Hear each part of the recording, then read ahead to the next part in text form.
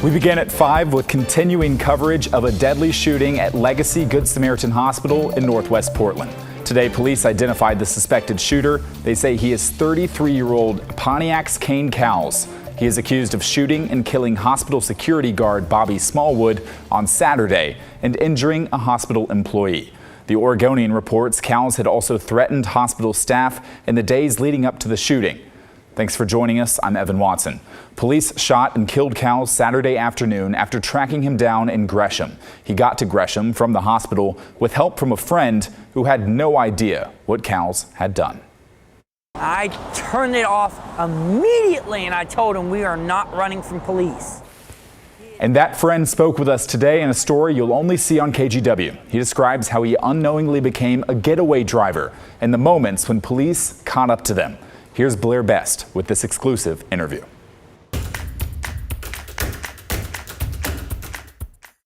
In Northeast Portland off MLK, Jay Friedman parks his old medical transport van that doubles as his home. All I can say is it's home and it's something to hold me over till I can get something better. On Saturday, the van went from home to a getaway car. I had no clue. Jay works as an unarmed security guard. It was noon and he had just finished an overnight shift. I just laid down, kicked my shoes off. When his friend, 33-year-old Reginald Kane Jackson, who recently changed his name to Pontiac's Cowles, showed up. The suspect, Reggie Jackson, knocks on the door and says, "I'll throw you $20 in gas if you drive me out to my dad's house." Jay met Reggie on the streets a few years back. They were both homeless at the time. I knew him as Reggie. He told me his street name was Pontiac. He said his job was buying and selling cars off the internet, fixing them up and flipping them. They had a rocky relationship. I knew he was Bad News Bears. But that didn't stop Jay from giving him a ride on Saturday. I said, "Sure, I'm tired, but I'll do it. I'm hurting for money." Jay didn't know that Reggie had just shot and killed a security guard at Legacy Good Samaritan Medical Center, and police were searching for him. So he was sitting right here. On their way to Gresham, Jay could tell something was off. He was acting weird. He was asking me to pray for him. He was acting weird. They got to Reggie's dad's house off 122nd in Sandy. Turns out he wasn't home. And when I was about to pull away, I had already seen a cop pull into the neighborhood, and it wasn't even the SUVs, it was like the small patrol cars. And as soon as I started the engine, the cop turned around and started trailing me. He figured it had to do with his rundown van. So I just thought, okay, he saw my tags, saw my brake lights, might pull me over for a traffic stop. He turned onto 181st in Gleason. And by this point, Gresham Police Department was following behind Portland Police Department. At least 2 cars deep that I noticed right off the bat. The Portland cop turns on the sirens. I pull over immediately. And I turn off the car. Officers asked Jay to get out. And as I was about ready to do so, I had told Reggie to comply with the police. Reggie didn't listen. And I told him we are not running from police. Officers handcuffed Jay and put him in the back of the patrol car. They never told him what Reggie had done at the hospital. Meanwhile, as I'm sitting in the back of the patrol car watching this all unfold, he is refusing to leave my car. I saw a SWAT roll up. There was like, at this point, 18, 20 cops. Jay tried to remain calm. He didn't see how Reggie got out of the van or when police shot and killed him. Knowing what I know now and what he did, I condone those actions.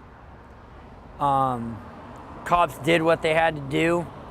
I'm at peace with myself. I do not blame myself for his death because I told him to comply with law enforcement. Police took Jay's van for evidence. He got it back Monday morning, and it was destroyed. They busted out my windows. This used to be an AC unit.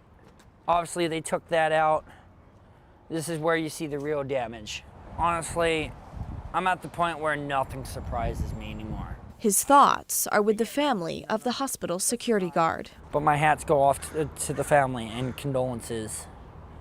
And I'm at a loss. Now, Jay says Reggie leaves behind an 8-year-old daughter and a newborn son. 3 Portland police officers shot at him, and none of the officers were injured. They're now on paid administrative leave. As for Jay's van, he's saving up for a new one, but says that will cost him about $4,000. Evan. Thank you for that report, Blair. For continuing coverage of the shooting and any developments, stay with us here on air on KGW.com or on KGW Plus and our social media apps. In tragic news tonight, a worker has died in a fall in northwest Portland's industrial area. Officers say the worker fell about 40 or 50 feet into an empty fuel tank. He did not survive. It happened this afternoon near the St. John's Bridge. Rescuers were able to enter the tank and reach the worker, but unfortunately couldn't save him. Tonight, 2 teens are facing attempted murder charges following a shooting in Northeast Portland. This is an update to a story we first brought you this morning. Let's get right to Mike Benner outside the Multnomah County Jail in downtown Portland. Mike, what have you learned? Evan, the suspect lodged here at the Multnomah County Jail is identified as 18-year-old Julius Whitehurst. The other suspect is only 15 years old and currently in the Juvenile Detention Center. Now, this all unfolded around 2:30 this morning near the intersection of Northeast 82nd and Fremont. Officers were in the area and heard what they thought was gunfire. In fact, they thought someone might have been shooting at them. Officers found 10 bullet casings as well as a bullet strike to a Domino's pizza store. Officers even located a vehicle they thought was involved in the shooting. They tried stopping the car, but the driver sped off, eventually crashing near East Burnside and 40th. The people in the car made a run for it. Reverse 911 calls went out urging people to stay inside. SWAT rushed to the scene, so too did the crisis negotiation team. And with the help of an airplane and drones, police found the suspects hiding in a backyard. They were taken into custody. Police confiscated an assault rifle in the process. Again, an 18-year-old and 15-year-old are behind bars facing a number of charges, including attempted murder and unlawful use of a weapon.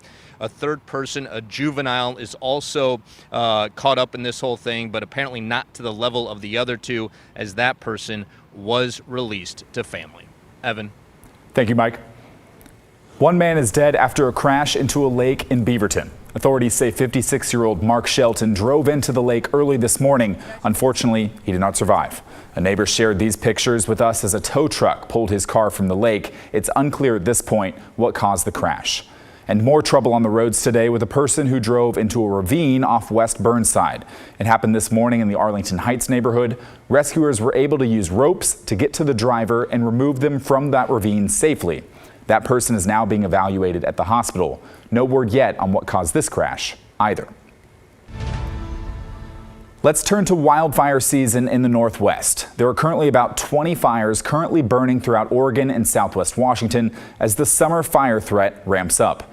Let's bring in Daisy Caballero now, who has an update on some of those largest fires. Daisy? Yeah, Evan, we're keeping an eye on 5 different fires right now. The biggest one is the Newell Road fire in Klickitat County, Washington. It's 51,000 acres. The largest fire in Oregon is the Flat Fire in southern Oregon at 22,000 acres. And thanks to Governor Tina Kotek, more money and firefighters are headed to help.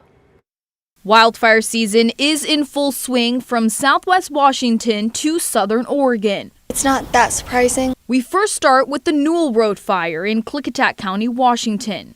The blaze is currently at 51,000 acres and is 0% contained. We are forecasted to have 40-mile-an-hour winds, so we'll see what that does to us. But the direction and where we are with the fire, we feel like we're in a pretty good place to be able to continue catching this fire. Now to the Broken Gate fire that started Sunday afternoon. It's burning off Highway 30 in Clatsop County. At last check, it was reported at 25 acres. Next is the Bedrock fire in Lane County. It was last reported at 300 acres on Sunday. But after a better mapping and some fire growth, it's now at 3,190 acres. Really, that's humans on ridges with binoculars, kind of estimating, that's looking at the map and calculating number of acres per section. The Golden Fire burning in Klamath County is now 0% contained. As of Monday morning, it was a little over 2,000 acres. Over the weekend, Governor Tina Kotek invoked the Emergency Conflagration Act for the Golden Fire. The Oregon State Fire Marshal will free up local fire resources to help fight this blaze. They really focus on structural protection. ODF, we're working on protecting the forest lands, and there's areas in the middle where we cooperate and work together. Lastly is the flat fire burning in Curry County. About 1,500 personnel are fighting that blaze that is currently 3% contained at 22,000 acres. Crews are attacking the fire with bulldozers on the ground and helicopters in the air. And we also have the Simnasho fire burning on the Warm Springs Reservation. That's 25% contained at 1,200 acres. You can find updated numbers on all of these fires every day at KGW.com and here on Channel 8. Back to you, Evan. Busy season. Thank you, Daisy. Let's bring in Chief Meteorologist Matt Zafino now with a look at the fire weather conditions around the region. Matt? Yeah, Evan, this is the kind of day that fire weather managers hope for. The thing is, we don't get many of them in late July and through August, so this is really the exception, not the rule. But Timberline right now, you see the clouds moving on through, and yes, it is cool at 6,000 feet. It's only 50 degrees, and this helps when you get the cooler temperatures, higher humidity, a little bit of rain here and there. It's exactly what we, would hope for this time of year. The problem is, we still get gusty winds. When it's cool on the west side, still pretty warm on the east side, and the wind is a big, big problem for firefighters. Looking south from our second camera at Timberline Live, there's Mount Jefferson, and there's a lot of smoke off in the distance. You don't see it in this frame here. We're pretty clear from Timberline down to Mount Jeff, but south of there, the fire is burning in the Central Cascades in Southern Oregon, creating a lot of smoke in Central Oregon. So rainfall, yes, we had some. Moved on through the Dalles right now. There's another batch coming onto the coast, so that's good news. That'll help as well. Every little bit helps, but the wind, as I mentioned, a problem. Not so much here in the metro, but when we zoom out, look at the winds over the Dalles, 21 miles an hour. Pendleton, 28. Central Oregon, 14, 15 miles an hour. 15-mile-an-hour wind doesn't sound that strong, but that will move fire. So again, not what we want to see. And the air quality is suffering in Central Oregon all the way to the very unhealthy category in parts of Deschutes County. So again, we are feeling the impact. So the cooler weather and the showers, they help. Strong wind still a problem. The rest of the week, less wind will warm up. I think this is going to be more good news than bad. Even though it's going to be sunnier, warm, and dry, the fact that we'll get less wind should help the firefighting efforts. Evan? Eyes on those wind levels. Thanks, Matt.